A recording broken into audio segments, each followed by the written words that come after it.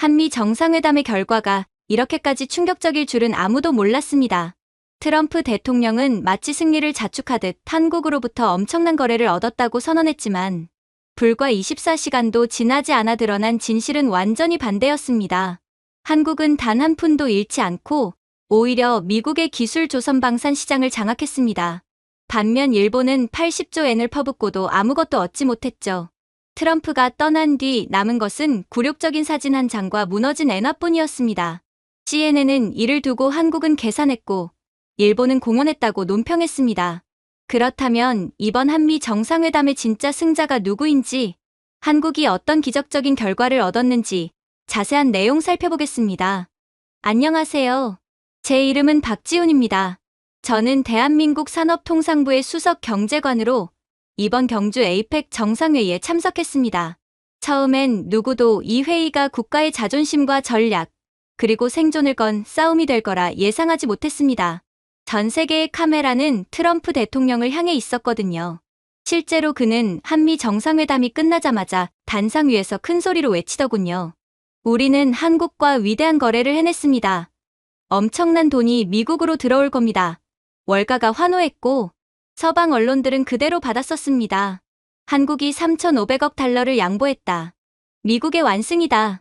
하지만 저는 대통령 뒤편 세 번째 줄에서 그 광경을 지켜보며 이상한 기운을 느꼈습니다. 한국 대표단의 표정이 전혀 흔들리지 않았기 때문입니다. 오히려 지나치게 차분했죠. 왜 저 사람들은 웃고 있죠? 제 옆에 미국 기자가 속삭였습니다. 그때 제 상관인 김 국장이 안경을 고쳤으며 낮게 말했습니다. 이미 결말을 알고 있으니까요. 불과 몇 분 만에 전 세계의 시세판이 뒤집혔습니다. 코스피는 2.3% 하락, 원화 약세, 미국 주가는 폭등했어요. 모두가 한국이 굴복했다고 믿었기 때문이었습니다. NHK는 서울의 치욕적인 항복이라 비꼬았습니다. 하지만 우리의 브리핑룸 안에서는 단 한 명도 당황하지 않았어요. 우리는 합의서를 조항별로 검토했고 그 순간 모두가 숨을 죽였습니다. 트럼프가 자랑한 3,500억 달러는 선물도 헌금도 아니었어요. 그중 현금은 200억 달러에 불과했습니다. 나머지는 기술 교환, 재생에너지 크레딧, 인프라 채권, 그리고 미국의 실적에 따라 지급되는 조건부 투자였죠. 즉, 한국의 돈은 한국을 떠나지 않았던 것입니다. 모든 달러에는 한국 기술, 한국 엔지니어, 한국산 부품이라는 조건이 붙어 있었고 결국 수익은 다시 한국으로 돌아오게 되어 있었습니다. 제가 물었습니다. 그럼 미국은 현금도 제대로 못 받는 겁니까? 아니, 트럼프는 그런 식으로 협상을 해놓고도 미국의 완승이라고 주장하는 건가요? 김 국장이 미소를 지었습니다. 현금은 사라지지만 의존은 남지. 트럼프는 그저 자신의 지지율을 위해 쇼를 하는 것뿐이야. 우린 그냥 트럼프의 장단이나 맞춰주면 돼. 그런다고 해서 계약서의 내용이 바뀌는 건 아니니까 말이야. 한국은 그냥 압도적인 이득만 챙기면 끝이야. 그가 슬라이드를 넘겼습니다. 쇠락한 미국 조선소는 이제 한국의 선체 설계 특허로 부활할 예정이었습니다. 부산 조선소는 설계 한 건당 4%의 로열티를 받게 되었죠. 미국 방산업체들은 한국산 AI 제어 칩을 통합해야만 계약이 성립됩니다. 그 칩은 오직 수원에서만 생산됩니다. 그리고 이른바 에너지 전환 패키지는 앞으로 수십 년 동안 미국 도시들이 한국산 수소 모듈을 사들이게 만들었습니다. 우리의 장기 수익 추산치는 무려 6,800억 달러였어요. 표면상 수치의 2배에 달했습니다. 한편 트럼프 대통령은 환호 속에 취재진 앞에서 외쳤습니다. 우리는 우리가 원하던 걸 모두 얻었다. 그의 지지율은 하룻밤새 5%나 뛰었습니다. 하지만 워싱턴의 상원 회의실에서는 곧 책상이 쾅쾅 울려 퍼졌습니다. 아니, 이게 무슨 승리야? 이건 한국한테 모든 걸 넘겨준 협정이잖아. 누군가 소리쳤습니다. 합의문에는 이런 문구가 숨어 있었어요. 14B조항 투자는 상호, 에너지 인프라 접근권 확보를 전제로 한다. 17A조항 방위 협력은 한국의 독점 기술 체계를 기반으로 한다. 19D조항 조달품은 한국 표준 인증 제품으로 한정한다. 이 조항들이 공개되자 미국 내 여론이 뒤집혔습니다. 우리가 이겼다고? 아니, 이제 우린 한국 기술에 묶인 거야. 도대체 이게 어떻게 미국의 승리라고 할 수 있겠어? 말도 안 되지. 그날 밤 미국 상원 보고서 제목은 이렇게 바뀌었습니다. 한미협정, 실은 서울의 걸작, 그때 기자실에서는 일본 특파원이 자랑스럽게 떠들고 있었습니다. 도쿄가 진정한 승자야. 일본은 5,500억 달러를 현금으로 냈지. 당당하잖아. 저는 조용히 그에게 물었습니다. 당당합니까? 아니면 순종입니까? 한국은 3,500억 달러를 사실상 200억 달러로 줄였으면 일본은 상대적으로 괴멸적인 손해를 본 거 아닙니까? 안 내도 될 돈을 낸 셈이니까요. 그가 멈칫했습니다. 무슨 뜻이죠? 저는 준비해둔 자료를 건넸습니다. 그 안에는 일본의 약속 항목이 빼곡히 적혀 있었어요. 5,500억 달러 현금 지급, 미국산 LNG 수입 확대, 미국산 무기 30% 추가 구매. 이건 투자라고 할 수 없습니다. 제가 말했습니다. 조공이죠. 그는 얼굴이 붉어졌습니다. 하지만 트럼프 대통령은 일본을 가장 신뢰한다고 했습니다. 그런데 왜 깃발 예우도 없이 떠났을까요? 틀린 말은 없었습니다. 전통적으로 외국 정상들이 상대 국가의 국기 앞에서 예를 표하는 의식을 그는 건너뛰었습니다. 그냥 지나쳐버린 것이죠. 다카이치 총리는 허리를 숙인 채 굳어 있었고 그 장면은 순식간에 인터넷을 뒤덮었죠. 아무튼 제가 되묻자 그는 아무 말도 하지 못했습니다. 그리고 뉴스는 순식간에 퍼졌죠. 트럼프 대통령이 일장기 앞을 그냥 지나치는 장면이 포착되었고 그 옆에서 다카이치 총리가 입을 벌린 채 굳어 있었습니다. 일본의 SNS는 들끓었어요. 우리는 돈을 내고 모욕을 샀다. 그 말이 정확했습니다. 우리 대표단 숙소로 돌아오자 민석이 웃으며 휴대폰을 들이밀었습니다. 보세요. 한국 네티즌 반응이 벌써 터졌어요. 그가 읽어줬습니다. 일본은 악수를 샀고 한국은 시스템을 샀다. 에어. 회의실이 웃음으로 가득 찼습니다. 하지만 그 웃음 속에는 깊은 감탄이 숨어 있었어요. 이재명 대통령의 전략은 과감하면서도 정교했습니다. 정치적 압박을 기술적 우위로 바꾸어낸 것이었죠. 미국이 돈을 원할 때 우리는 시스템을 제시했습니다. 미국이 우위를 요구할 때 우리는 의존을 설계했습니다. 그 결과 겉으로는 양보처럼 보이지만 실상은 주도권의 교환이었어요. 저는 협상의 마지막 순간이 떠올랐습니다. 트럼프가 탁자를 내리치며 외치더군요. 우린 조건 같은 거 필요 없어. 현금을 원한다고. 그때 이재명 대통령이 침착하게 대답했습니다. 그렇다면 우리 엔지니어들을 만나보시죠. 진짜 가치를 아시게 될 겁니다. 그 한마디에 미국 대표단이 조용해졌습니다. 그것은 도전이자 자신감이었어요. 그날 밤 샴페인 잔이 부딪히는 소리 속에서도 저는 알았습니다. 미국이 얻은 건 박수였지만 한국이 얻은 건 미래였습니다. 이튿날 새벽 시장은 눈을 떴습니다. 한국 방산 수출이 12% 급등, 한화주가 14% 폭등. 현대중공업은 버지니아, 조선소의 한국 설계 기술 제공 로열티 계약을 발표했습니다. 미국은 매년 한국에 27억 달러의 기술료를 지급하게 되었죠. 트럼프의 트로피 딜은 서울의 연금 계약으로 바뀐 셈이었습니다. 몇 시간 뒤 월스트리트 저널의 제목이 조용히 수정되었습니다. 한국의 거래, 숨겨진 전략적 승리. 한국 온라인 커뮤니티의 댓글은 간단했습니다. 우린 미래를 팔지 않았다. 그들의 미래를 빌려줬다. 그날 밤 저는 기자센터 복도를 걸으며 휴대폰을 꺼냈습니다. 세상은 여전히 한국의 패배를 말하고 있었지만 저는 짧게 한 문장을 올렸습니다. 숫자가 안정될 때까지 기다리세요. 몇 분 만에 그 글이 퍼졌어요. 댓글 하나가 눈에 띄었습니다. 숫자는 거짓말을 하지 않는다. 다만 시간이 필요할 뿐이다. 저는 미소를 지었습니다. 그날 세상은 트럼프가 모든 것을 가져갔다고 믿었습니다. 하지만 진실은 달랐어요. 미국은 의존을 샀고 일본은 착각을 샀으며 한국은 미래를 샀습니다. 그리고 그날 도쿄는 마치 환상을 위한 무대처럼 빛나고 있더군요. 저는 한국과는 정반대의 협상을 한 일본의 그날을 도저히 잊을 수가 없습니다. 붉은 카펫은 2번이나 진공청소기로 닦였고 샹들리에는 스와로브스키 크리스털로 교체되었으며 오케스트라는 새로운 황금 시대라는 현수막 아래서 튜닝을 마쳤습니다. 다카이치 총리는 트럼프 대통령을 기다리고 있었어요. 저는 한국 대표단 미디어룸에서 그 장면을 지켜보고 있었습니다. 주변의 미국 기자들은 웃음을 감추지 못하더군요. 봐요. 이게 진짜 지도자 대접이죠. 일본은 연출을 잘해요. 그들이 커피를 마시며 그렇게 말할 때 저는 말없이 화면만 바라보았습니다. 트럼프 대통령의 차량 행렬이 황궁에 도착하자 사회자가 소개했어요. 다카이치 총리께서는 대통령님을 위해 금도금 골프채와 일본 강철로 만든 한정판 드라이버, 그리고 놀랍게도 노벨 평화상 추천장을 준비하셨습니다. 순간 청중석에서 탄성이 터져 나왔고 이어서 박수가 쏟아졌습니다. 제 옆에 민석이 작게 중얼거렸어요. 악수를 위해 금을 바치고 있네요. 화면 속에서 다카이치 총리는 잔을 들며 외쳤습니다. 양국의 위대한 동맹을 위해. 트럼프 대통령은 특유의 미소를 지으며 답했습니다. 일본은 훌륭한 친구입니다. 지불도 빠르고 납품도 정확하고 게다가 멋진 차를 만들죠. 웃음이 터졌지만 몇몇 일본 장관들의 얼굴에는 미묘한 긴장감이 비쳤습니다. 다음 날 아침 일본 언론은 흥분에 휩싸였어요. 요미우리는 미일 오후에 새로운 황금기라고 보도했고 후지TV는 외교의 걸작이라며 자화자찬했습니다. 그러나 NHK의 한 패널이 조용히 물었습니다.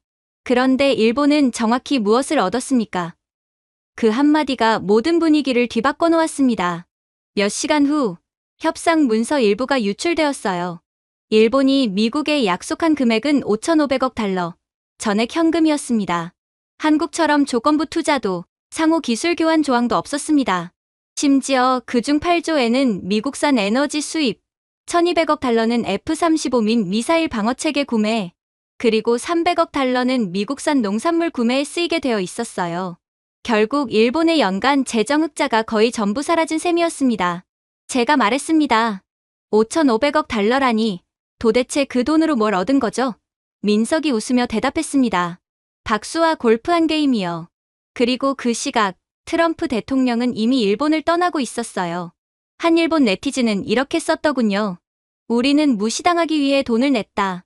또 다른 이는 이렇게 말했습니다. 트럼프는 우리를 동맹이 아니라 고객으로 취급했다. 도쿄 증시도 타격을 입었습니다. 방산주는 잠시 오르다 오후에 9% 급락했고 에너지 주식은 더 크게 떨어졌어요. 경제 전문가들은 이 협정을 조공조약이라 부르기 시작했습니다. 그와 동시에 블룸버그 방송에서는 한국과 일본의 차이를 분석했어요. 서울은 3,500억 달러를 기술 수출과 연계된 순환형 투자로 설계했습니다. 반면 도쿄의 5,500억 달러는 단순 현금 유출이었습니다. 한쪽은 지렛대를 샀고 다른 쪽은 충성을 샀습니다. 그 말을 듣자 저도 모르게 미소가 지어졌어요. 그날 저녁 일본 내각의 기자회견이 열렸습니다. 기자가 물었습니다. 총리님, 이 막대한 투자의 구체적인 이익은 무엇입니까? 다카이치 총리는 잠시 말을 멈추더니 억지 웃음을 짓더군요. 우리는 동맹을 강화했고 태평양의 평화를 지켰습니다. 회의장은 어색한 정적에 잠겼습니다. 어디선가 기자가 작게 중얼거렸습니다. 평화는 비싸군요. 민석이 저를 쿡 찔렀습니다. 그 사람, 자기가 뭘 샀는지 알긴 알까요? 침묵이요. 제가 대답했습니다. 그는 박수가 아니라 침묵을 샀습니다. 그날 밤 CNN은 이 사건을 30초 남짓 다루고 말았습니다. 대신 트럼프 대통령이 미국 항공모함 위에서 미군들과 춤추는 장면을 크게 보도했죠. 그러나 일본의 온라인은 분노로 가득했습니다. 총리가 모욕을 샀다. 트럼프의 몸짓 하나로 주종관계가 드러났다. 다음 날 공개된 경제 보고서는 더 충격적이었습니다. 이 5,500억 달러 지출로 일본의 국가부채는 GDP 대비 272%를 돌파했습니다.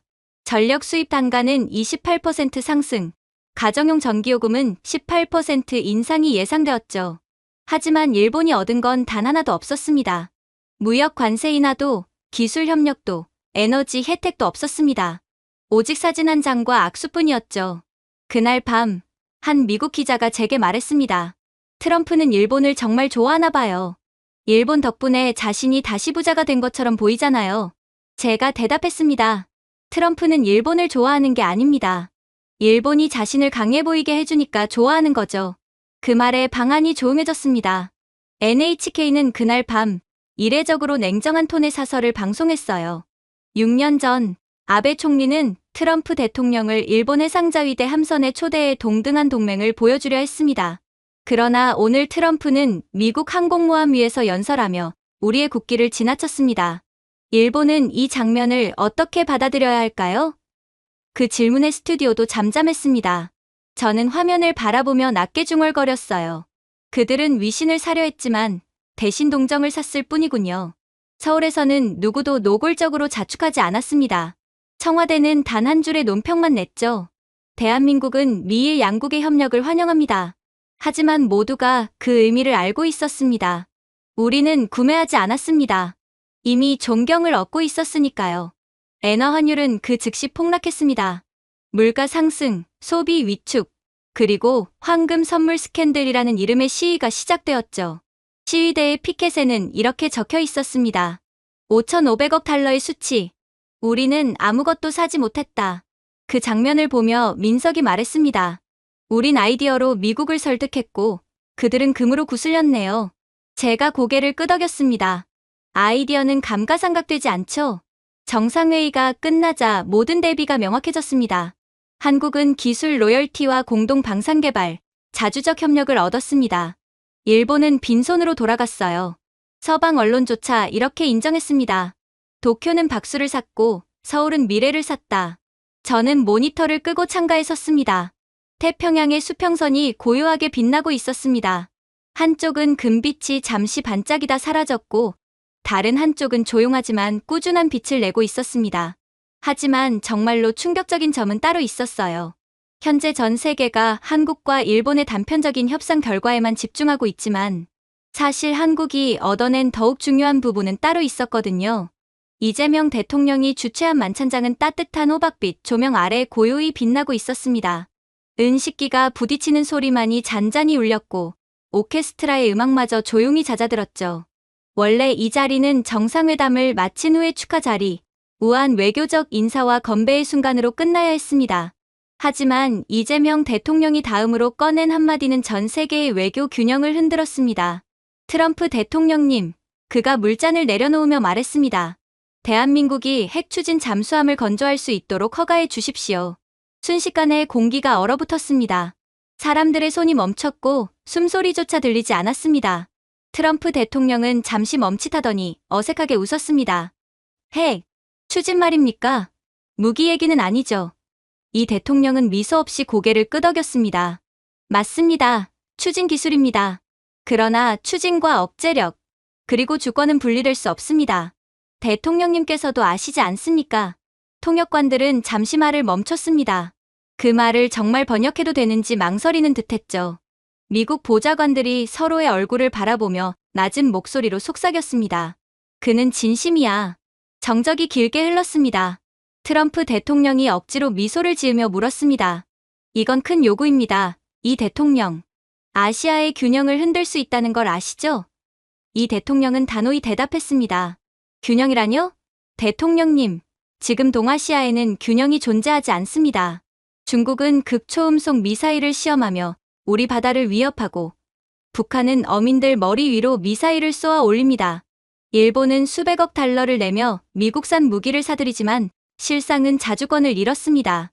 우리는 세계의 반도체, 함선, 위성을 만들면서도 정작 우리 자신을 지킬 기술은 가지지 못했습니다. 그건 부당합니다. 호라는 다시 정적에 잠겼습니다. 이 대통령이 낮게 덧붙였어요. 대한민국은 존재를 허락받는 나라가 아닙니다. 그 말에 공기가 무겁게 떨렸습니다. 국방부 장관은 헛기침을 했고 미군 참모는 태블릿을 꺼내 바쁘게 메모를 남겼습니다. 하지만 트럼프 대통령은 그 말을 가볍게 넘기지 않았어요. 그는 손가락을 깍지 낀 채 이 대통령을 바라봤습니다. 마치 처음 보는 인물이라도 된 듯이요. 당신, 진심이군요? 그렇습니다. 한국이 그 책임을 감당할 수 있다고 생각합니까? 이 대통령은 미소 지으며 대답했습니다.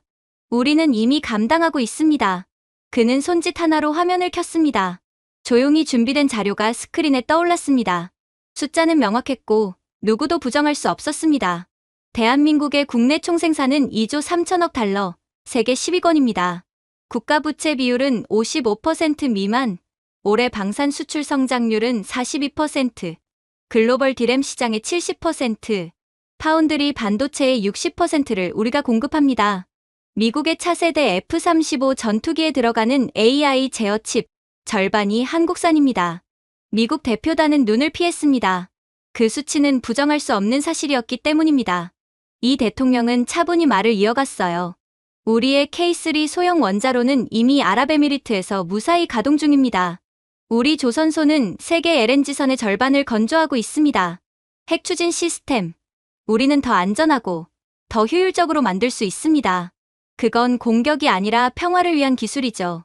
트럼프 대통령이 고개를 기울였습니다. 평화와 균형이라 누구와의 균형입니까? 이 대통령은 조용히 대답했습니다. 현실과의 균형입니다. 그 한마디에 통역사들마저 숨을 멈췄습니다. 잠시 후 트럼프 대통령이 웃으며 말했습니다. 대단하군요. 담력이 있어요. 이 대통령은 고개를 저었습니다. 담력이 아니라 필요입니다. 억제력 없는 평화는 연필로 쓴 약속과 같습니다. 우리는 해마다 북의 미사일을 보고 중국의 잠수함을 따라가며 일본이 리더십을 운운하며 미국 무기를 사들이는 걸 지켜봅니다. 이제 우리는 우리의 것을 지키려는 겁니다.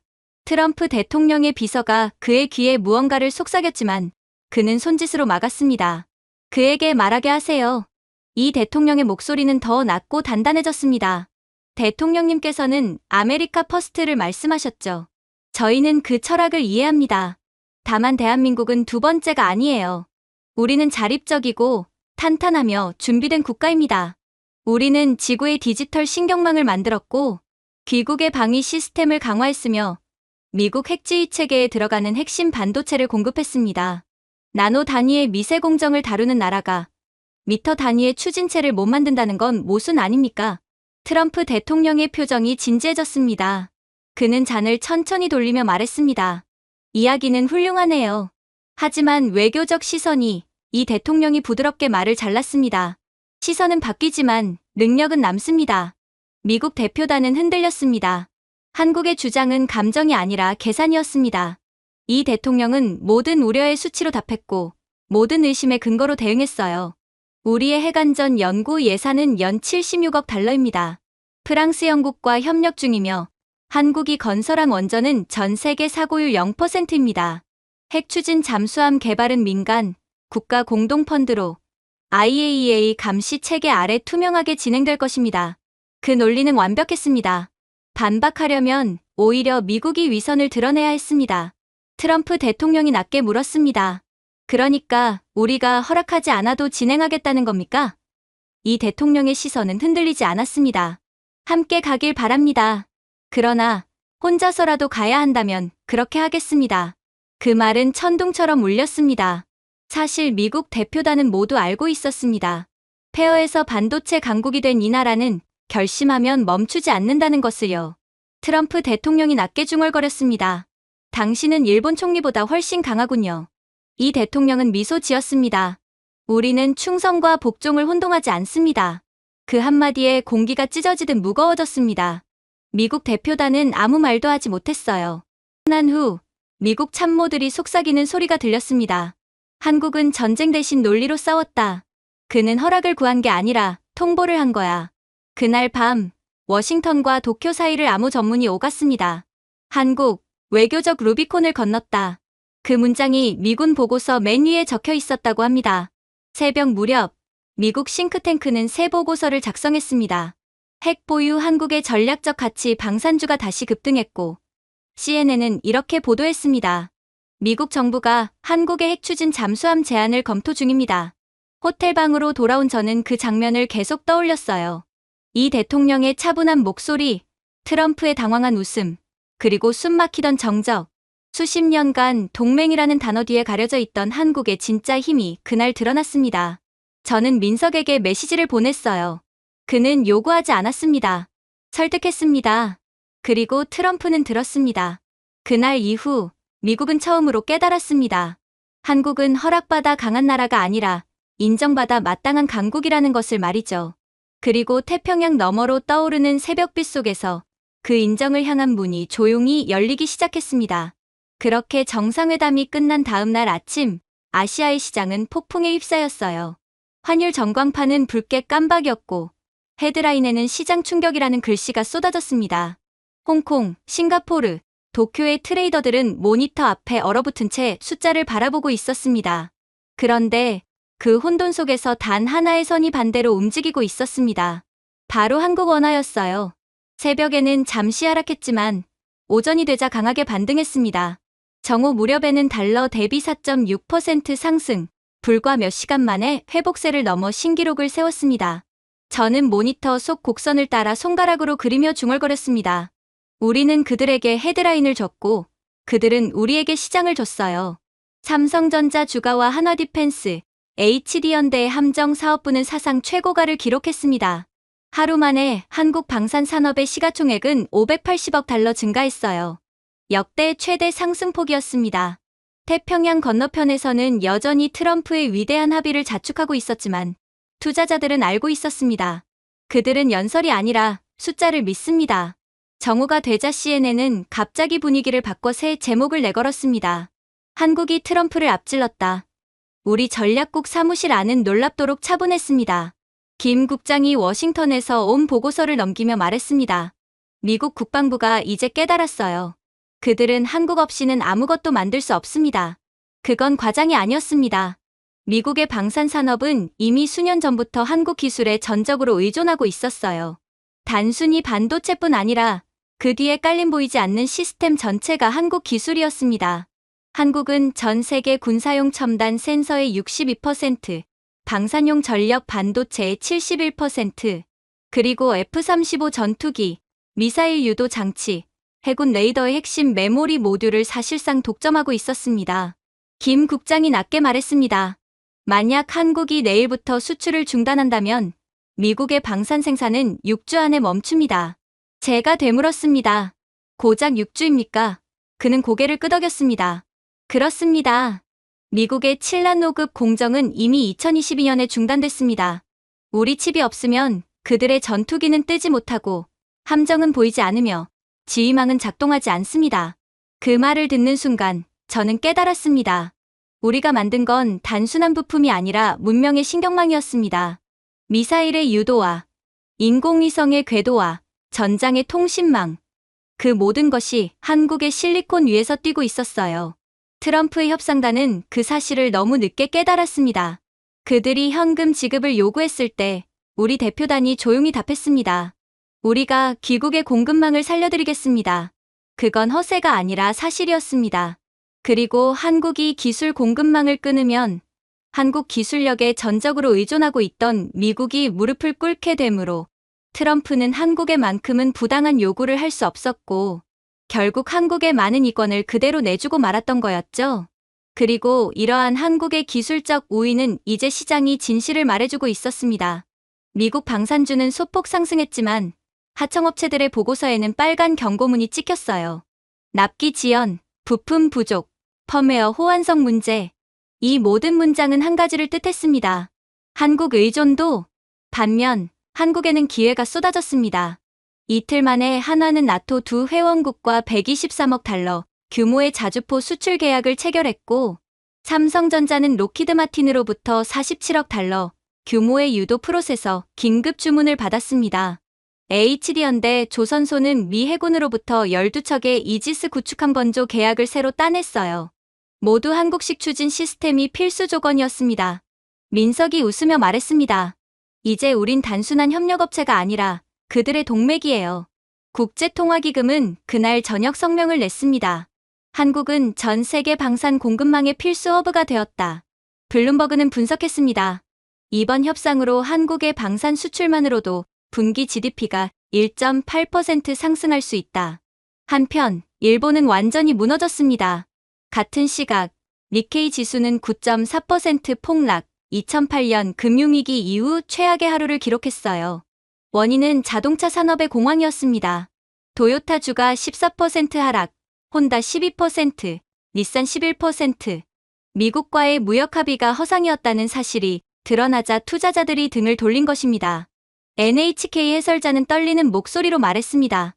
일본은 동맹을 위해 돈을 냈지만 받은 것은 압박뿐입니다. 사실 일본은 스스로 만든 함정에 빠졌습니다. 트럼프는 회담 중 일본에게 미국산 차량을 일본으로 역수입하라는 기괴한 조건을 내걸었습니다. 그런데 일본 정부는 그걸 받아들였죠. 그 결과 도요타는 매년 미국산 차량 15만 대를 일본으로 들여와야 합니다. 물류비와 관세를 포함하면 가격이 22% 인상되었고 결국 일본 소비자들은 분노했습니다. 일본 자동차 업계의 손실 추산치는 단 한 분기만에 370억 달러에 달했습니다. 한국과는 달리 미국의 기술적으로 뭐 하나 들이밀 것이 없었던 일본은 그대로 트럼프 특유의 막무가내식 협상에 속수무책으로 당했던 거였죠. 제가 중얼거렸습니다. 그들은 자존심을 팔고 박수를 샀군요. 민석이 웃으며 답했습니다. 하지만 박수는 세금을 내지 않죠. 전 세계 언론이 두 나라를 비교하기 시작했습니다. 파이낸셜 타임스는 이렇게 썼더군요. 서울은 체스를 두었고 도쿄는 노래방에서 트럼프 앞에서 노래를 불렀다. 이코노미스트는 새로운 용어를 만들었습니다. K모델 인내와 정밀함, 그리고 전략적 우위의 조합. 그날 밤 미국 의회 보고서가 유출되었습니다. 미국의 미사일 유도 시스템의 68%, 전장 통신 장비의 54%, 사이버 방어 하드웨어의 72%가 한국 기술에 기반해 있었습니다. 만약 그 흐름이 끊긴다면 미국의 국방 준비 태세는 2달 안에 35% 하락할 것이라는 분석이었어요. 한국의 협상은 기술을 무기로 바꾼 순간이었습니다. 그날 밤 저는 김 국장과 함께 대사관 전망대에 섰습니다. 태평양의 바람이 유리창에 부딪혔고 도시의 불빛은 숫자보다 강하게 빛났죠. 김 국장이 조용히 말했습니다. 트럼프가 우리 요구를 거절하지 못한 이유가 뭔지 알아? 그가 우리를 필요로 했기 때문이죠. 맞아. 그러나 우리는 그를 같은 방식으로 필요로 하지 않았지. 미국은 한국의 기술에 의존하고 있지만 한국은 이미 독립적인 기술망을 갖추었거든. 그 말이 마음속에 오래 남았습니다. 미국의 드론부터 이지스함까지 그 모든 시스템은 한국의 기술이 조용히 흘러가는 회로 위에 서 있었습니다. 그 기술이 멈추는 순간 세계 최강 미국이라는 문장은 단지 헤드라인에 불과했죠. 한편 일본은 여전히 웃으며 손을 흔들었습니다. 그들에게는 지렛대도 반도체 주권도 대체 기술도 없었습니다.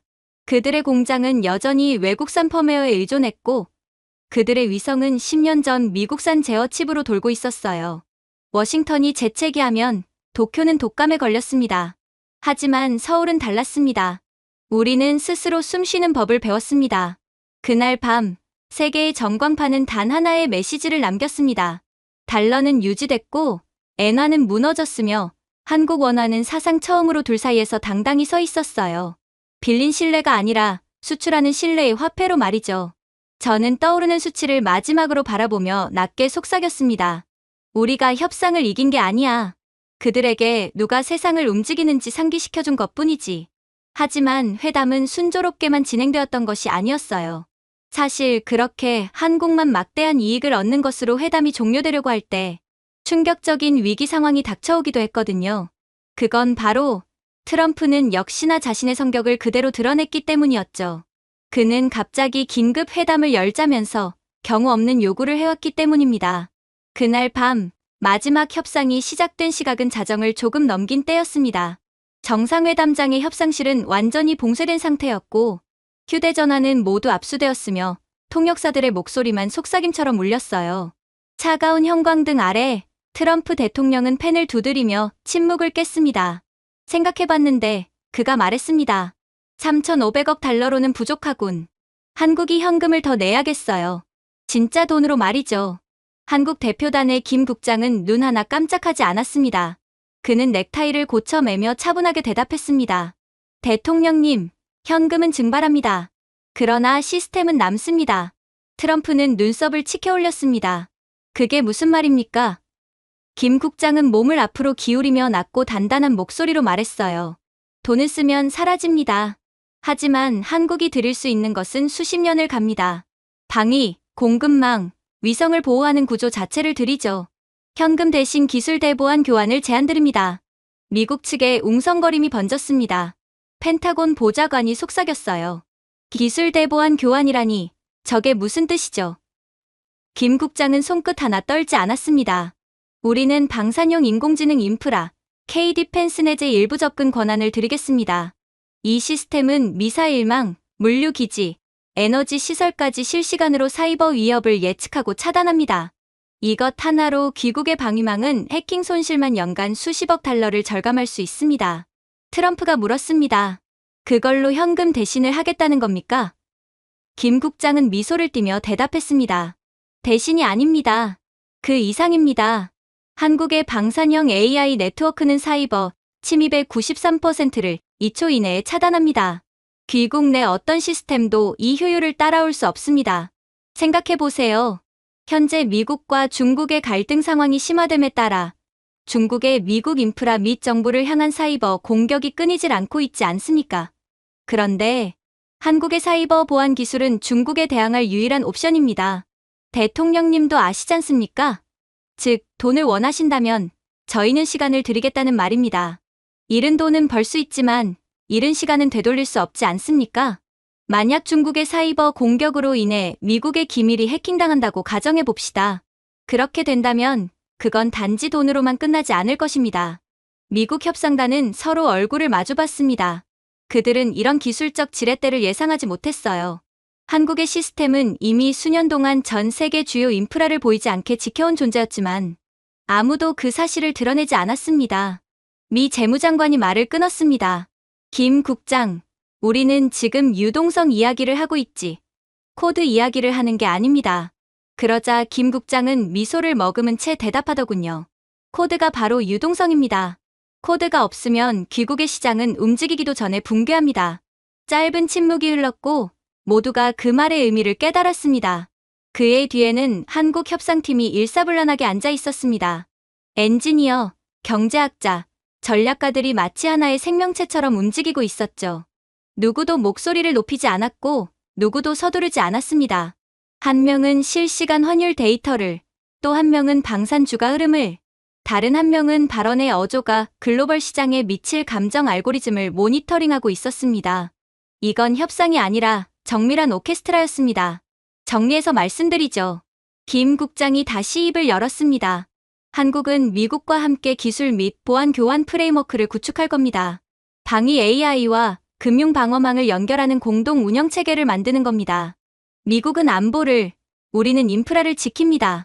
이건 구매가 아니라 공동의 약속입니다. 트럼프는 몸을 뒤로 젖히며 물었습니다. 그럼 한국은 뭐가 남죠? 김 국장은 단호하게 대답했습니다. 안정성입니다. 향후 10년간 4,200억 달러 규모의 공동 방산 개발 수익, 차세대 추진체 제조권, 그리고 한국 통신 모듈의 나토 체계 통합권이 주어집니다. 이게 진짜 가치죠. 미국 측 참모들이 혼란스러운 눈빛으로 서류를 넘겼습니다. 결국 한국이 기술을 투자하고 우리는 그 기술에 의존하게 되는 구조네요. 김 국장은 미소 지으며 말했습니다. 정확합니다. 당신들은 보호를 얻고 우리는 동반 성장을 얻습니다. 돈보다 훨씬 공정한 거래 아닙니까? 트럼프는 한동안 그를 바라보다가 물었습니다. 결국 한국이 우리를 보호하는 걸 판매하겠다는 건가요? 김 국장은 고개를 저었어요. 판매가 아니라 공유입니다. 하지만 그 차이를 이해할 수 있는 나라에게만 말이죠. 쉽게 생각해 봅시다. 한국이 미국의 사이버 보안을 제공하지 않으면 미국은 그 대안조차 없습니다.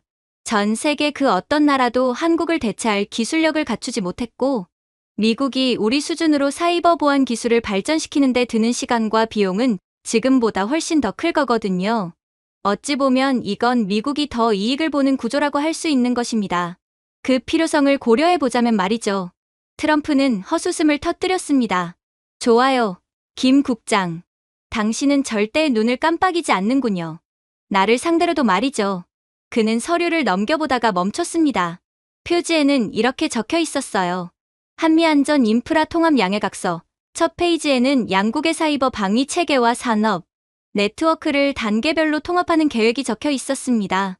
예상되는 경제적 파급 효과는 6천억 달러 이상. 김 국장이 설명했어요. 귀국 기업들은 한국의 예측형 보안 AI를 사용할 수 있습니다. 이건 단순한 거래가 아니라 공동의 전략이죠. 트럼프의 펜 끝이 멈췄습니다.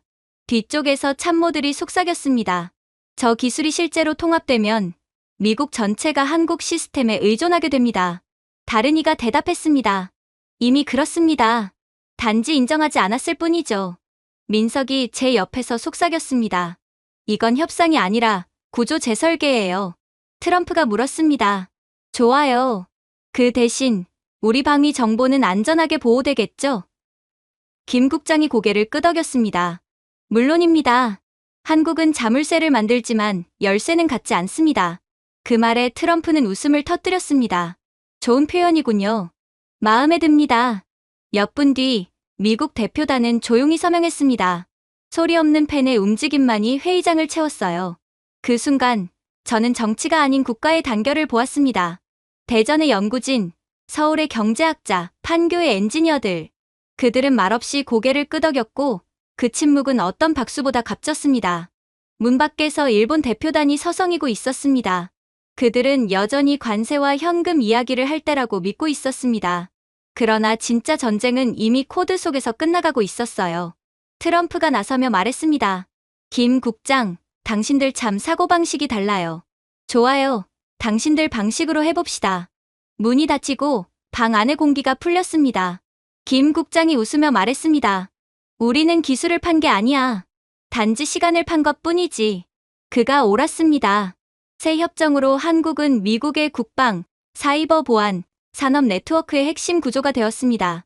연간 780억 달러의 수익, 그리고 GDP 2.4% 추가 성장이 예측되었죠. 회의장을 나설 때 바깥 공기는 무겁지만 묘하게 맑았습니다. 그 철문 뒤에서 우리는 돈 대신 통제권을 얻었고 그 순간 세계는 힘의 정의가 바뀌고 있음을 깨달았습니다. 민석이 낮게 중얼거렸습니다. 그들은 돈을 얻으려 왔고 의존성을 남기고 갔네요. 저는 웃으며 대답했습니다. 세상을 만드는 나라와 그걸 빌려 쓰는 나라의 차이죠. 그리고 드디어 협상 너머의 본격적인 문제가 닥쳐오기 시작했습니다. 워싱턴에서는 곧바로 이번 협상 결과에 대해 분석하기 시작했고 이내 의문을 제기했거든요. 협정 체결 직후 미 상원 재무위원회가 긴급 소집되었습니다. 마이크가 켜지자 한 상원의원이 고함쳤어요. 왜 트럼프 대통령이 한국의 핵 잠수함 조항에 동의한 겁니까? 대체 무슨 서명을 한 거죠? 백악관 상황실은 혼란 그 자체였습니다. 보좌관들이 두꺼운 보고서를 넘기며 얼굴이 굳어 있었어요. 그 중 한 문서에는 이렇게 적혀 있었습니다. 기밀해군 영향보고서, 미국의 조선 역량은 이제 한국의 설계 라이선스에 의존한다. 그날 오후 CNN의 자막이 흘렀습니다. 미국의 자존심을 아웃소싱한 거래. 또 다른 신문은 제목을 이렇게 달았습니다.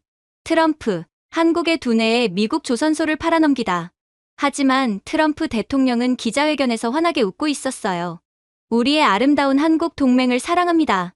그들이 미국 조선업을 되살리고 있습니다. 그 어느 때보다 강력하게요. 그러나 모두 알고 있었습니다. 이제 미국은 스스로 군함 하나 제대로 만들 수 없다는 사실을 말이죠. 협상 당시 한국 측은 미국 조선소 현대화 지원이라는 조항을 은근히 삽입했습니다. 표면상으론 단순한 기술 협력이었지만 실상은 완전한 한국식 시스템 관리였습니다.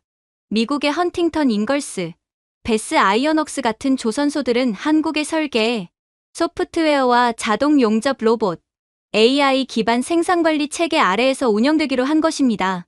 그날 밤 대사관 사무실에서 김 국장은 펜타곤 연락관의 보고서를 읽고 있었어요. 그가 고개를 들며 말했습니다. 이제야 그들이 깨달았군요. 그들의 조선 산업 전체가 우리 시스템에 달려 있습니다. 그 말은 사실이었습니다. 미 해군의 자국 내 조선 생산성은 지난 10년간 63%나 감소했습니다. 숙련된 용접공들은 은퇴했고 자동화 프로젝트는 실패했으며 함정 한 척 건조 기간은 평균 72개월, 즉 6년이 걸렸습니다. 한국은 34개월 만에 완성하죠. 인력은 절반, 연료 사용량은 40% 절감, 품질은 그 이상이었습니다. 김 국장이 말했습니다. 그들은 이제 우리 제어 소프트웨어 없이는 도크 하나도 제대로 움직이지 못합니다. 그들의 정비 로봇은 한국의 K4G AI 기반이에요. 우리가 서버를 끄면 미국의 도크는 그대로 멈춥니다. 저는 보고서의 수치를 바라보다가 숨을 삼켰습니다. 그건 자만이 아니라 단순한 사실이었어요. 한국의 조선소는 단순한 생산시설이 아니었습니다. 그건 살아있는 AI 생태계였죠. 울산의 HD현대 디지털 오션 플랜트에는 42,000개의 센서가 설치되어 있습니다. 크레인, 엔진, 용접선의 미세한 진동까지 실시간으로 모니터링되고 AI가 용접 부위의 미세 균열을 10마이크론 이하 수준에서 자동 검출합니다. 시뮬레이션 AI, H뉴런은 선박을 실제 제작하기 전에 가상으로 완성해 재료 피로도, 파도 저항, 물류 흐름까지 99.3% 정확도로 예측하죠? 이 수치가 바로 한국의 힘이었습니다. 미 해군이 왜 한국의 선박 유지비가 자국보다 30% 저렴한가를 물었을 때 답은 단순했습니다. 한국의 배는 녹이 슬지 않기 때문입니다. 한국의 나노 코팅 기술은 선체 수명을 18년 연장, 부식 손실률을 76% 감소시켰습니다. 심지어 한국의 음파돔은 수온에 따라 자기 공진을 자동 조정하는 기술을 탑재하고 있었죠. 미국에는 이런 기술이 없었습니다. 이번 협정을 통해 한국은 미국의 새 해군 조선소, 현대화 사업의 설계, AI 통합, 인력 교육 전권을 갖게 되었습니다. 대신 한국은 모든 미 해군 함정에 대한 공동 생산권, 로열티 수익, 태평양 함대의 전면, 정비권을 확보했어요. 김 국장이 조용히 말했습니다. 우리는 배를 판 게 아닙니다. 그들의 생존을 팔았죠. 그날 밤, 미국 국방부는 기밀 문서를 작성했습니다. 제목은 한국 의존도 예측 보고서, 핵심 문장은 곧 유출되었습니다. 2027년까지 미국의 한국 시스템 의존도는 63% 증가할 것이다. 한국의 AI 통합은 해군 작전 유지에 필수적이다. 다음 날, 월가가 폭발했습니다. HD현대 주가 21% 급등, 한화오션 16%, 삼성중공업 14% 상승. 반면 헌팅턴 인걸스는 19% 폭락, 미국 조선 역사상 최악의 하루였습니다. SNS에는 이런 논쟁이 오갔어요. 이제 미국이 외국인에게 해군을 맡긴다는 건가? 한 한국 네티즌이 답했습니다. 아니요. 우리가 당신들의 배를 뜨게 하고 있을 뿐입니다. 미국 고위 관계자 한 명은 회의에서 이렇게 말했습니다. 한국이 손을 떼면 우리는 함정을 만들 수도 고칠 수도 없습니다. 태평양 전략 자체가 물 위에서 가라앉을 겁니다. 보고서의 마지막 페이지엔 숫자가 있었습니다. 한국의 지원이 없다면 미국의 연간 함정 생산량은 18척에서 6척으로 감소, 유지비는 74% 증가, 배달 지연으로 인한 전략 손실은 5년간 1120억 달러. 트럼프가 세기의 거래라고 부른 이유가 바로 그것이었습니다. 한국의 도움이 없다면 미국은 이제 영영 군함 한 척 만들 수 없는 국가가 되어버리거든요. 그리고 트럼프 대통령이 한국의 핵 문제에 대해 진지하게 고려하며 거의 동의를 앞두고 있는 것도 이러한 한국의 필요성과 관련이 있죠. 한국은 세계 유일하게 조선, 핵 추진, AI 물류를 통합해낸 나라입니다. 미국도, 일본도, 유럽도 이 구조를 만들지 못했어요. 거제의 조선소에서는 크레인과 드론이 서로 통신하며 움직였고, 작업자들의 헬멧은 실시간 증강현실로 용접선을 표시했습니다. 심지어 완성된 잠수함은 궤도 위의 디지털 쌍둥이와 연결되어 모든 진동과 온도를 본사에 실시간으로 전송했습니다. 반면 미국 조선소는 여전히 수기로 점검표를 들고 있을 뿐이었죠. 그래서 트럼프가 한국이 미국 조선소를 되살리게 하겠다고 말했을 때 우리는 단 한순간도 망설이지 않았습니다. 단, 조건은 한국의 방식으로였죠. 우리는 AI 조선 통합 시스템 K10링크를 제안했습니다. 이 시스템은 2년 안에 조선 효율성을 72% 향상시킬 수 있었습니다. 대신 한국은 앞으로 미국이 이 기술로 생산하는 모든 함정의 정비권과 라이선스 수익을 얻습니다. 연간 예상 수익은 380억 달러, 2040년까지 지속됩니다. 김 국장이 미소를 지으며 말했습니다. 그들은 현금을 원했지만 우리는 케이블을 줬습니다. 이제 그들은 영원히 우리 시스템에 연결되어 있죠. 새벽녘, 저는 대사관 발코니에서 샌프란시스코의 안개를 바라봤습니다. 멀리서 미국 조선소의 불빛이 꺼져 있었고 그곳이 다시 켜지려면 한국의 손길이 필요했습니다. 수십 년 전 부산의 용접소에서 일하던 제 할아버지는 늘 말씀하시곤 했어요. 배는 사람과 같단다. 그걸 만든 이들의 꿈을 싣고 떠나지. 이제 한국은 단지 배를 만드는 나라가 아니었습니다. 나라를 띄우는 나라가 되었죠. 그리고 저는 그날 깨달았습니다. 미국은 속은 게 아닙니다. 그들은 단지 새로운 시대의 엔지니어들을 만난 것입니다. 그리고 그 엔지니어들은 모두 한국어로 말하고 있었습니다. 반면에 한국을 그렇게나 조롱하던 일본은 완전히 다른 상황에 처해 있었어요. 도쿄의 새벽이 밝자마자 도시 전체가 불안에 휩싸였습니다. 뉴스 자막에는 붉은 글씨로 이렇게 떠 있었어요. 일본, 미국의 80조 엔 투자 약속 앵커의 목소리는 흡사 사과처럼 들렸습니다. 미화로 약 6천억 달러입니다. 한국의 3배가 넘습니다. 수치만 보면 승리 같았지만 불과 몇 시간 뒤 그 환상은 무너졌습니다. 국회에서는 야당 의원들이 서로 고함을 질렀습니다. 80조 엔을 줬는데 대체 얻은 게 뭐냐? 방위비를 2배로 늘리고 보조금은 줄이고 결국 박수만 받았다는 게 정부의 성과입니까? 저는 서울 대사관의 스크린으로 그 생중계를 지켜봤어요. 일본 총리 다카이치는 창백한 얼굴로 서류를 쥐고 있었고 의사당 밖에서는 수천 명의 시민이 이렇게 외치고 있었습니다. 우린 안보가 아니라 빚을 얻었다. 아메리카 퍼스트, 재팬 라스트. 제가 중얼거렸습니다. 그들은 우리의 강경함을 조롱했지만 숫자는 거짓말을 하지 않죠. 민석이 조용히 웃었습니다. 그들은 쇼를 했고 우리는 협상을 했습니다. 그날 저녁 엔화는 하루 만에 8.3% 폭락했습니다. 신용평가사들은 일본의 등급 전망을 부정적으로 하향 조정했고 니케이 지수는 11% 폭락, 하루 만에 56조 엔의 시가총액이 증발했습니다. 한편 한국의 코스피는 사상 최고치를 경신했습니다. 방산, 조선, 반도체 지수는 일주일 만에 23% 상승했죠. 시장은 명확히 말하고 있었습니다. 서울은 승리했고 도쿄는 항복했습니다.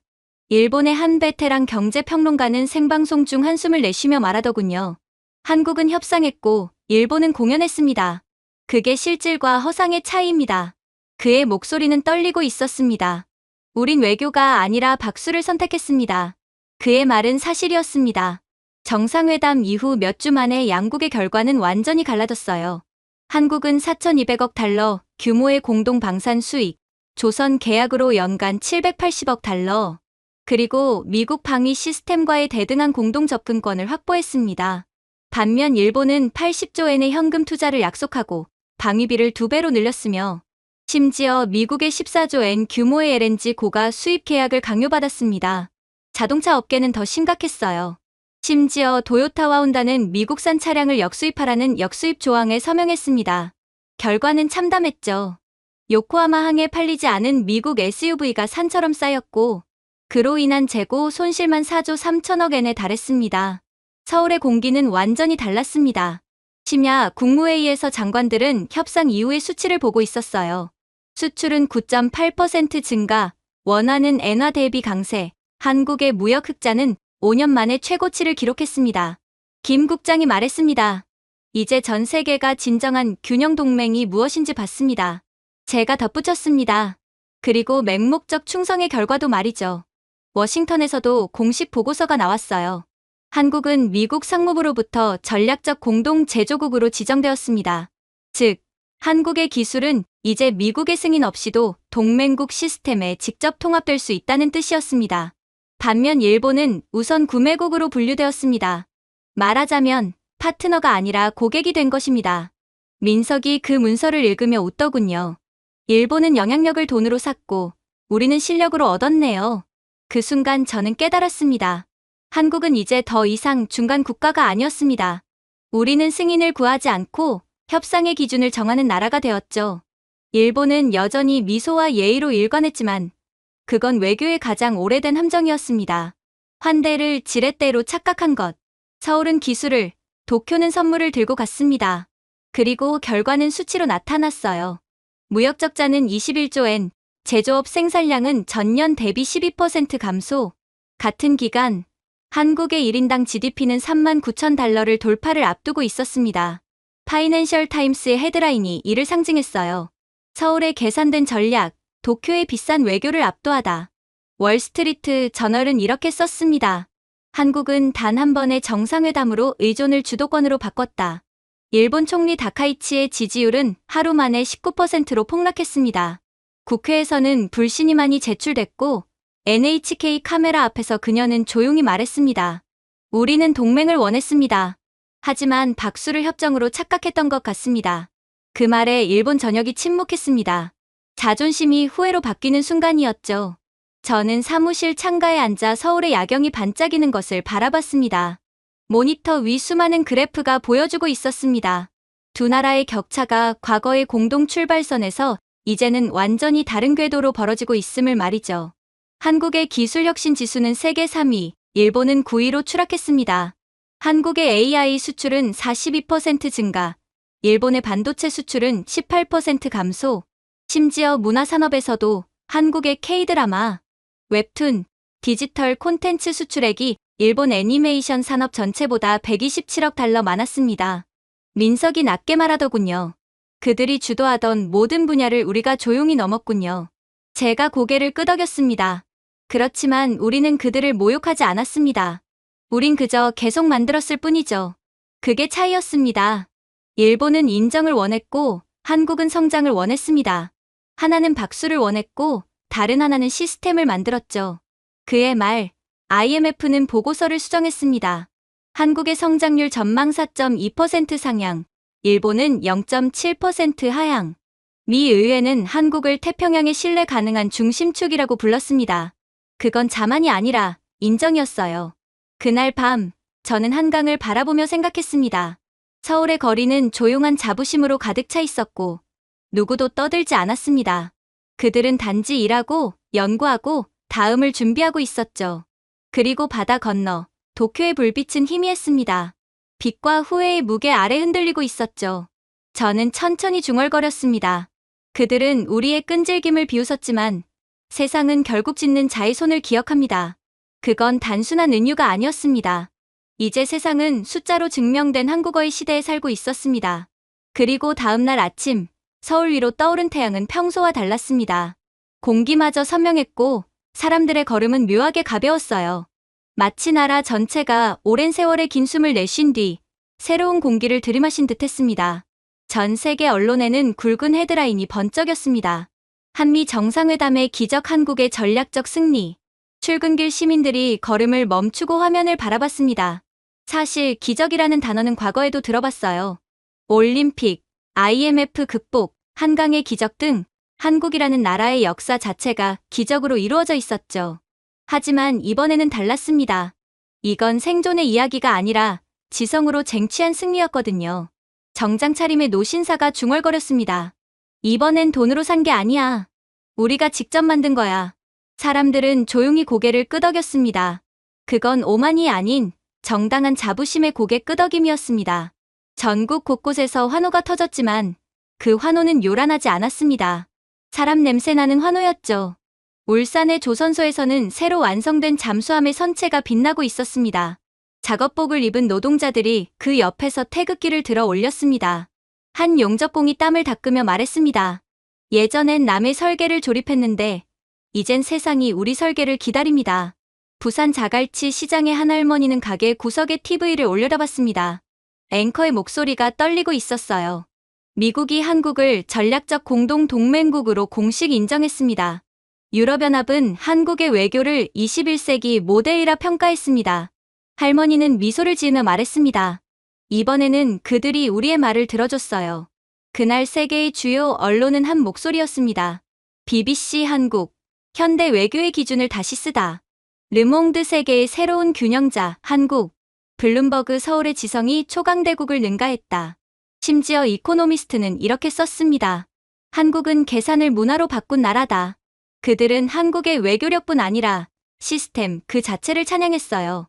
기술, 경제, 도덕이 완벽히 통합된 국가. 청와대에서는 대통령의 담화가 생중계되었습니다. 그의 목소리는 평소보다 한층 떨렸습니다. 우리는 두려움을 주기 위해 힘을 추구하지 않았습니다. 존경받을 자격을 얻기 위해 노력했습니다. 그 뒤로 태극기가 햇빛에 반짝이고 있었습니다. 저는 경제전략실에서 새벽까지 이어진 데이터를 검토했습니다. 해외 직접 투자가 41% 폭등, 17개국이 한국과 새로운 협력 프레임워크를 발표했습니다. 그 중엔 유럽연합의 1,300억 달러 규모 인프라 협약, 걸프 국가들의 700억 달러 재생에너지 공동투자, 그리고 미국의 450억 달러 AI 방산 공동개발이 포함돼 있었습니다. 민석이 제 옆에서 감탄했어요. 이제 우린 부품이 아니라 표준이네요. 그 말이 정답이었습니다. 한국의 AI 반도체는 이미 세계 자율 시스템의 68%를 점유하고 있었고 대전의 핵융합연구소는 1000초 연속 플라즈마 유지라는 세계 신기록을 세웠습니다. 이제 세계는 한국 엔지니어를 하청업체가 아닌 컨설턴트로 부르고 있었습니다. 워싱턴에서는 상원의원들이 마지못해 인정했습니다. 한 의원이 마이크를 꺼놓은 줄 모르고 말했더군요. 한국이 시스템을 끊으면 우리는 눈이 멀어. 도쿄에서는 서울은 3배의 이익을 절반의 돈으로 얻었다는 분석이 쏟아졌고 런던 증권가는 새로운 용어를 만들었습니다. K 프리미엄, 한국이 참여한 프로젝트의 시장 상승 효과. 그날 밤, 저는 은퇴한 은사님을 찾아뵈었습니다. 북촌의 작은 한옥, TV에서는 해외 언론들이 한국을 찬양하고 있었어요. 그는 조용히 TV를 끄고 제게 말했습니다. 우리 세대는 이 나라를 세웠고, 너희 세대는 그것을 지켜냈구나. 총 한 발 쏘지 않고 말을 잇지 못했습니다. 그 짧은 침묵 속에는 전쟁의 폐허를 지나 지금에 이르기까지의 모든 시간이 담겨 있었어요. 그 순간 창문 밖에서 들려오는 서울의 낮은 진동, 버스, 크레인, 공사장 소리. 그건 패전국의 분노가 아니라 승리국의 집중이었습니다. 그날 밤 G20 정상회의 공동성명이 전 세계로 송출되었습니다. 대한민국은 글로벌 균형의 핵심축이자 경제적 혁신과 외교적 윤리를 동시에 실현한 모델이다. 이건 아첨이 아니었습니다. 공식적인 인정이었죠. 그리고 그 인정은 곧 숫자로 나타났습니다. 한국의 수출액은 9,500억 달러로 독일을 추월할 전망, 원화는 아시아에서 가장 안정적인 통화로 평가받았습니다. 한국 조선소가 만든 수소 선박은 유럽과 중동으로부터 4,800억 달러 규모의 주문을 받았습니다. 세계 주요 금융기관들은 한국산 클라우드 인프라로 이전하며 연간 1,100억 달러의 로열티를 지급하기로 했어요. 민석이 웃으며 말했습니다. 이쯤 되면 실리콘밸리를 사서 실리콘 서울이라 불러도 되겠네요. 제가 웃으며 대답했습니다. 그럴 필요 없어. 그들이 우리에게 오고 있으니까. 실제로 애플, 지멘스, 록히드 마틴은 부산, 인천, 대전에 연구소를 세우겠다는 구체적인 계획안을 발표했습니다. 이유는 간단했죠. 한국의 공급망은 끊기지 않고 늦지 않고 실패하지 않기 때문이었습니다. 그러나 저를 가장 감동시킨 건 수치나 계약이 아니었습니다. 세계가 한국을 부르는 어조의 변화였죠. 예전엔 빠르게 배우는 나라라 불리던 한국을 이제는 모든 기준의 척도라 불렀습니다. UN 사무총장마저 공식석상에서 이렇게 말하더군요. 한국은 현대산업 외교의 양심이 되었다. 다음 날 광화문을 걸어 출근하는 길에 저는 놀라운 광경을 봤습니다. 현수막도 환호도 없었습니다. 그저 평범한 시민들이 조용히 그러나 당당히 걸어가고 있었어요. 바리스타, 택시기사, 엔지니어, 군인 모두의 걸음에는 증명할 필요가 없는 자부심이 배어 있었습니다. 저는 신문 가판대 앞에서 발을 멈췄습니다. 일면에는 한국 외교관과 미 국무장관이 악수하는 사진이 실려 있었어요. 그 밑에는 이렇게 적혀 있었습니다. 받은 존중이 아니라 스스로 얻은 존중. 그 옆에서 한 대학생이 조용히 말하더군요. 이제 정말 세상이 우리를 보는 거죠? 제가 웃으며 대답했습니다. 그래. 그리고 이제는 그 눈길을 멈출 수 없을 거야. 그날 밤 한강 위의 불빛은 그 어느 때보다 밝았습니다. 오만이 아니라 방향의 빛이었어요. 우리는 더 이상 동양의 기적이 아니었습니다. 이제는 새로운 질서를 설계하는 나라였습니다. 저는 강가에 서서 생각했습니다. 모든 세대를 거쳐 여기까지 온 여정. 싸운 자, 만든 자, 그리고 꿈꾼 자들. 이 승리는 정치도, 경제도 아니었습니다. 세대의 승리였죠. 역사상 처음으로 세상은 한국의 부상을 단지 경이롭게 바라본 것이 아니라 그 위에 의존하기 시작했습니다. 제가 준비해온 내용은 여기까지입니다. 끝까지 시청해주셔서 진심으로 감사드리며 여러분들의 구독과 좋아요, 알림 설정은 영상 제작에 큰 힘이 됩니다. 이상 세모튜브였습니다.